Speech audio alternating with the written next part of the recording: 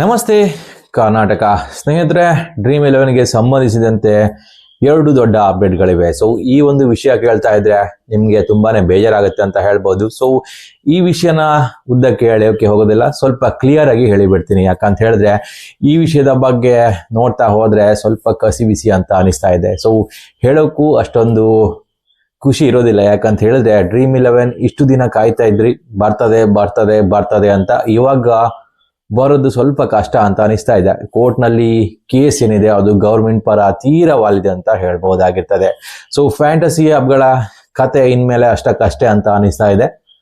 So ಕೋರ್ಟ್ನಲ್ಲಿ ಏನಾಯ್ತು ಅಂತ ಹೇಳಿದ್ರೆ, ಕೋರ್ಟಿನಲ್ಲಿ ಎರಡು ವಿಷಯಗಳಿಗೆ ಸಂಬಂಧಿಸಿದಂತೆ ಹಿಯರಿಂಗ್ ಇದ್ದಿತ್ತು. ಸೊ ನೋಡೋದಾದ್ರೆ ಫಸ್ಟ್ ವಿಷಯ ಬಂದು GST ವಿಷಯ ಕುರಿತಾಗಿತ್ತು.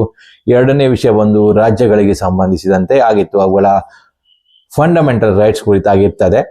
ಸೊ ಫಸ್ಟ್ ಅಪ್ಡೇಟ್ ನಲ್ಲಿ ಏನೇನಾಗಿದೆ ಅಂತ ನೋಡೋದಾದ್ರೆ, ಸರ್ಕಾರ ಹಾಗೂ ಫ್ಯಾಂಟಸಿ ಆಪ್ಗಳ ಮಧ್ಯೆ GST ಜಿದ್ದಾಜಿದ್ದು ನಡೀತಿತ್ತು. ಅದು ಸುಪ್ರೀಂ ಕೋರ್ಟ್ ವರೆಗೆ ತಲುಪಿತ್ತು. ಹಿಂದೆ ನೋಡೋದಾದ್ರೆ ಗೇಮಿಂಗ್ ಕಂಪನಿಗಳೇನಿದ್ದಾವೆ ಅವುಗಳು 18% GST ಕೊಡ್ತಾ ಇದ್ವು, ಅದು ತನ್ನ ಲಾಭಾಂಶದ ಮೇಲೆ ಆಗಿರ್ತದೆ. ಸೊ ಆದ್ರೆ ಸರ್ಕಾರ ಒಂದು ತಿದ್ದುಪಡಿಯ ಪ್ರಕಾರ 28% GST ಬೇಕು ಅಂತ ಹೇಳ್ತಾ ಇತ್ತು. ಸೊ ಇದೇ ವಿಷಯಕ್ಕೆ ಈ ಒಂದು ಕೇಸ್ ಸುಪ್ರೀಂ ಕೋರ್ಟ್ಗೆ ತಲುಪಿತ್ತು. ಆದ್ರೆ ಸುಪ್ರೀಂ ಕೋರ್ಟ್ ನಲ್ಲಿ ಏನಾಯ್ತಾ ಅಂತ ಹೇಳಿದ್ರೆ, ಸುಪ್ರೀಂ ಕೋರ್ಟ್ ನಲ್ಲಿ ಈ ಒಂದು ಕೇಸನ್ನು ಗವರ್ಮೆಂಟ್ ಪರ ಮಾಡಿದ್ದಾರೆ ಅಂತ ಹೇಳ್ಬೋದು. ಸೊ ಸರ್ಕಾರದ ನಿರ್ಧಾರವೇ ಅಂತಿಮವಾಗಿರ್ತದೆ ಅಂತ ಸುಪ್ರೀಂ ಕೋರ್ಟ್ ಹೇಳಿದೆ. ಸೊ 2023 ನಂತರ ಈ ಒಂದು GST ವಿಷಯಕ್ಕೆ ಸಂಬಂಧಿಸಿದಂತೆ ಚರ್ಚೆ ಆಗ್ತಾ ಇತ್ತು.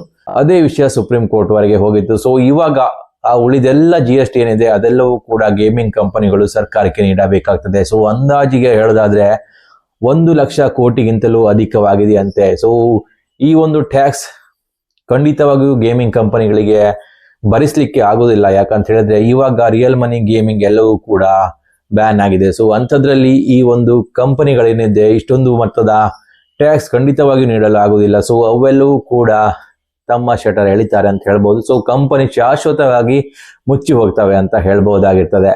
ಸರ್ಕಾರ ಫೇಸ್ ವ್ಯಾಲ್ಯೂಗೆ GST ಹೇರೋಕೆ ಇಷ್ಟಪಡ್ತಾ ಇತ್ತು. ಸೊ ಅದನ್ನು ಸುಪ್ರೀಂ ಕೋರ್ಟ್ ಏನಿದೆ ಓಕೆ ಅಂದಿದೆ. ಅಂದ್ರೆ ಸುಪ್ರೀಂ ಕೋರ್ಟ್ ಸರ್ಕಾರದ ನಿರ್ಧಾರವೇ ಸರಿ ಅಂತ ಹೇಳಿದೆ. ಫೇಸ್ ವ್ಯಾಲ್ಯೂ ಮೇಲೆ ಅಂತ ಹೇಳಿದ್ರೆ ನೀವು 100 ರೂಪಾಯಿ ಯಾವ್ದಾದ್ರು ಒಂದು ಗೇಮಿಂಗ್ ಕಂಪನಿಗಳಲ್ಲಿ ಹೂಡಿಕೆ ಮಾಡಿದ್ರೆ ಸೊ ಆ 100 ರೂಪಾಯಿಗೆ 28 ರೂಪಾಯಿ ಏನಿದೆ ಅದು ಟ್ಯಾಕ್ಸ್ ಆಗಿ ಗವರ್ಮೆಂಟ್ಗೆ ಕೊಡಬೇಕಾಗ್ತದೆ. ಸೊ ಇದು ಸರ್ಕಾರದ ವಾದವಾಗಿತ್ತು.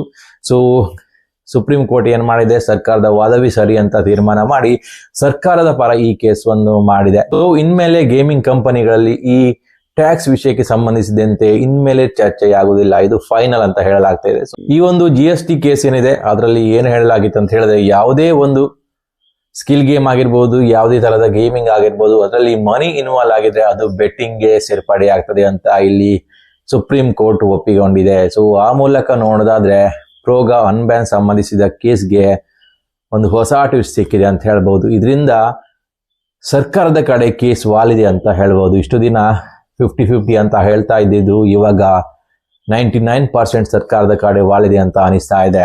ಇನ್ನು ನೆಕ್ಸ್ಟ್ ಅಪ್ಡೇಟ್ ನೋಡೋದಾದ್ರೆ, ಕರ್ನಾಟಕ ಹಾಗೂ ತಮಿಳುನಾಡು ಸರ್ಕಾರಗಳು ಕೇಂದ್ರ ಸರ್ಕಾರದ ವಿರುದ್ಧ ಕೋರ್ಟ್ನ ಮೊರೆ ಹೋಗಿದ್ದವು. ಏನಂತ ಹೇಳಿದ್ರೆ, ಈ ಆನ್ಲೈನ್ ಗೇಮಿಂಗ್ ಏನಿದೆ ಅದು ರಾಜ್ಯ ಸರ್ಕಾರದ ಫಂಡಮೆಂಟಲ್ ಹಕ್ಕು ಅಂತ ಅವರ ವಾದವಾಗಿದೆ. ಸೊ ಅದೇ ರೀತಿ ಅವರ ಹಕ್ಕಿಗಾಗಿ ಅವರು ಸುಪ್ರೀಂ ಕೋರ್ಟ್ ಮೊರೆ ಹೋಗಿದ್ರು.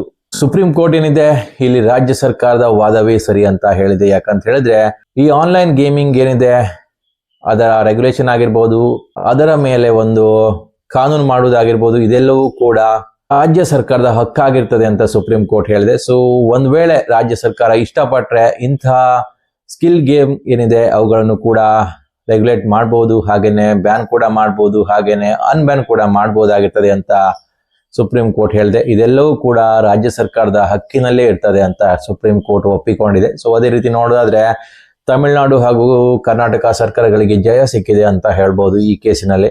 ಒಂದು ವೇಳೆ ಗೇಮಿಂಗ್ ಕಂಪನಿಗಳು ಪ್ರೋಗ ಕೇಸನ್ನು ವಿನ್ ಆದ್ರೆ ಅವಾಗ ಕೂಡ ಕರ್ನಾಟಕದಲ್ಲಿ ಬರುತ್ತೆ ಅಂತ ಹೇಳೋಕ್ಕಾಗೋದಿಲ್ಲ ಈ ಆನ್ಲೈನ್ ಗೇಮಿಂಗ್ಗಳು. ಯಾಕಂತ ಹೇಳಿದ್ರೆ ಆನ್ಲೈನ್ ಗೇಮಿಂಗ್ ಕರ್ನಾಟಕದಲ್ಲಿ ನಡೆಸಬೇಕಾ ಇಲ್ಲವಾ ಅಂತ ಹೇಳುವುದು ಕರ್ನಾಟಕ ಸರ್ಕಾರದ ಒಂದು ಹಕ್ಕಾಗಿರ್ತದೆ. ಒಂದು ವೇಳೆ ಕರ್ನಾಟಕ ಸರ್ಕಾರ ಇಷ್ಟಪಟ್ರೆ ಈ ಆನ್ಲೈನ್ ಗೇಮ್ಗಳನ್ನು ಪುನಃ ಕರ್ನಾಟಕದಲ್ಲಿ ಚಾಲ್ತಿಯಲ್ಲಿ ಇಡಬಹುದು, ಇಲ್ಲ ಅಂತ ಹೇಳಿದ್ರೆ ಅವುಗಳನ್ನು ಬ್ಯಾನ್ ಮಾಡಬಹುದು. ಇದೆಲ್ಲವೂ ಕೂಡ ರಾಜ್ಯ ಸರ್ಕಾರದ ಕೈಯಲ್ಲೇ ಇರ್ತದೆ ಇನ್ಮೇಲೆ. ಸೊ ಈ ಕೇಸಿನಲ್ಲಿಯೂ ಕೂಡ ಸುಪ್ರೀಂ ಕೋರ್ಟ್ ಒಂದು ಮಾತು ಹೇಳಿದೆ. ಏನಂತ ಹೇಳಿದ್ರೆ, ಸ್ಕಿಲ್ ಬೇಸ್ಡ್ ಗೇಮ್ ಆಗಿರ್ಬೋದು ಅಥವಾ ಇನ್ಯಾವುದೇ ಗೇಮ್ ಆಗಿರ್ಬೋದು, ಅದರಲ್ಲಿ ಮನಿ ಇನ್ವಾಲ್ವ್ ಆದ್ರೆ ಅದು ಬೆಟ್ಟಿಂಗ್ಗೆ ಸೇರ್ತದೆ ಅಂತ ಇಲ್ಲಿ ಕೂಡ ಹೇಳಿದೆ. ಸೊ ಇದನ್ನು ರೆಗ್ಯುಲೇಟ್ ಮಾಡುವುದು ರಾಜ್ಯ ಸರ್ಕಾರದ ಹಕ್ಕಾಗಿರ್ತದೆ ಅಂತ ಸುಪ್ರೀಂ ಕೋರ್ಟ್ ಇಲ್ಲಿಯೂ ಕೂಡ ಹೇಳಿದೆ. ಸೊ ಇದರಿಂದ ಅರ್ಥ ಆಗೋದೇನಂತ ಹೇಳಿದ್ರೆ, ಇನ್ಮೇಲೆ ಆನ್ಲೈನ್ ಗೇಮಿಂಗ್ಗೆ ನಮ್ಮ ಇಂಡಿಯಾದಲ್ಲಿ ಅಥವಾ ನಮ್ಮ ಕರ್ನಾಟಕದಲ್ಲಿ ವಾಪಸಾತಿ ಆಗುವುದು ತುಂಬಾನೇ ಕಷ್ಟ ಅಂತ ಅನಿಸ್ತಿದೆ. ಈ 2 ಕೇಸ್ ಏನಿದೆ, ಕೇಂದ್ರ ಸರ್ಕಾರದತ್ತ ಈ ಒಂದು ಕೇಸನ್ನು ವಾಲಿಸಿದೆ ಅಂತ ಹೇಳ್ಬೋದು. ಇದೆರಡರಲ್ಲೂ ಕೂಡ ಖಡಾಖಂಡಿತವಾಗಿ ಹೇಳಿದೆ. ಏನಂತ ಹೇಳಿದ್ರೆ, ಯಾವುದೇ ಸ್ಕಿಲ್ ಬೇಸ್ಡ್ ಗೇಮ್ ಆಗಿರ್ಬೋದು, ಮನಿ ಇನ್ವಾಲ್ವ್ ಆದ್ರೆ ಅದು ಬೆಟ್ಟಿಂಗ್ ಕಡೆ ಸೇರ್ತದೆ. ಒಂದ್ ವೇಳೆ ಮನಿ ಇನ್ವಾಲ್ವ್ ಆಗಿಲ್ಲ ಅಂತ ಹೇಳಿದ್ರೆ ಅವಾಗ ಮಾತ್ರ ಅದು ಸ್ಕಿಲ್ ಗೇಮ್ ಆಗಿ ಇರ್ತದೆ ಅಂತ ಸುಪ್ರೀಂ ಕೋರ್ಟ್ ಹೇಳಿದೆ. ಇದು ಮೇನ್ ಒಂದು ಪಾಯಿಂಟ್ ಆಗಿರ್ತದೆ. ಸೊ ಈ ಮೇನ್ ಪಾಯಿಂಟ್ ಪ್ರಕಾರ ನೋಡೋದಾದ್ರೆ ಮತ್ತೆ ರಿಯಲ್ ಮನಿ ಗೇಮಿಂಗ್ಗಳು ವಾಪಸ್ ಆಗೋದು ತುಂಬಾನೇ ಕಷ್ಟ ಅಂತ ಅನಿಸ್ತಾ ಇದೆ. ಸೊ ಈ ತರದ ಅಪ್ಡೇಟ್ಗಳು ಬರ್ತಾ ಇದ್ದಾವೆ. ಸೊ ಇನ್ನೇನು ಹೇಳೋಕಿಲ್ಲ. ಸೊ ಆಲ್ಮೋಸ್ಟ್ ಈ ಕೇಸ್ ಗವರ್ಮೆಂಟ್ ಪರ ವಾಲಿದೆ. ಸೊ ಇನ್ಮೇಲೆ ಯಾವುದೇ ಹೋಪ್ಸ್ ಇಟ್ಕೊಳ್ಳೋದು ಕೂಡ ಸರಿ ಇಲ್ಲ ಅಂತ ಅನಿಸ್ತಾ ಇದೆ. ಇನ್ನು ನೆಕ್ಸ್ಟ್ ಡೇಟ್ ಏನಿದೆ, ಪ್ರೋಗಾ ಕೇಸ್ಗೆ ಸಂಬಂಧಿಸಿದಂತೆ ಅದು ಖಾಲಿ ಔಪಚಾರಿಕ ಮಾತ್ರ ಅನಿಸ್ತಾ ಇದೆ. ಒಂದು ವೇಳೆ ಅದಕ್ಕಿಂತ ಮುಂಚೆ ಯಾವ್ದಾದ್ರು ಹೋಪ್ಸ್ ಇದ್ರೆ ಅಥವಾ ಒಂದು ವೇಳೆ ಆ ಕೇಸಿಗೆ ಸಂಬಂಧಿಸಿದಂತೆ ಯಾವ್ದಾದ್ರು ಅಪ್ಡೇಟ್ ಇದ್ರೆ ಖಂಡಿತವಾಗಿಯೂ ತಿಳಿಸ್ತೀನಿ. ಸೊ ಒಂದ್ ವೇಳೆ ಈ ಮಾಹಿತಿ ಇಷ್ಟ ಆದ್ರೆ ಲೈಕ್ ಮಾಡಿ, ಹಾಗೇನೆ ಸಬ್ಸ್ಕ್ರೈಬ್ ಮಾಡೋದಂತೂ ಮರಿಬೇಡಿ. ನಮಸ್ಕಾರ.